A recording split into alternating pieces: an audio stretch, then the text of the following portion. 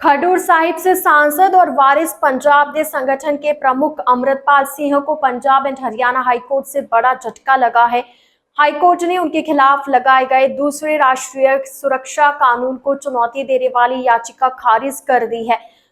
अदालत ने कहा कि जिस दूसरे एनएसए आदेश को चुनौती दी गई थी उसकी अवधि पहले समाप्त हो चुकी है। इसके बाद लगाया गया तीसरा एनएसए भी खत्म हो चुका है। ऐसे में अब इस याचिका पर सुनवाई का कोई कानूनी आधार या व्यवहारिक महत्व नहीं बचता।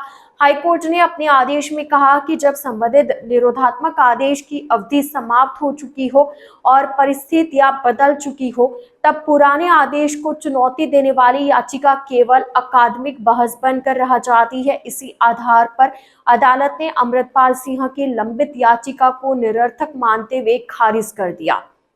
गौरतलब है कि अमृतपाल सिंह पर पहली बार मार्च 2023 में एनएसए लगाया गया था। इसके बाद अप्रैल 2023 में उन्हें असम की डिब्रूगढ़ जेल भेज दिया गया। उस दौरान पंजाब में बड़े स्तर पर कार्रवाई करते हुए अमृतपाल और उनके सहयोगियों पर सख्त कदम उठाए गए थे। पहले एनएसए की अवधि पूरी होने के बाद अप्रैल 2024 में पंजाब सरकार ने अमृतपाल सिंह पर दूसरा एनएसए लागू कर दिया था।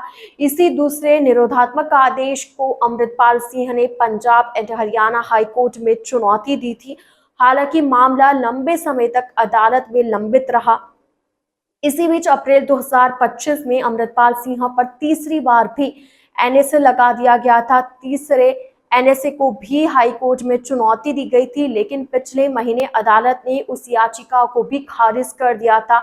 महत्वपूर्ण बात यह है कि तीसरे एनएसए की अवधि खत्म होने के बाद पंजाब सरकार ने अमृतपाल सिंह पर आगे एनएसए नहीं बढ़ाया। इसके बावजूद दूसरे एनएसए के खिलाफ उनकी पुरानी याचिका अदालत में चल रही थी।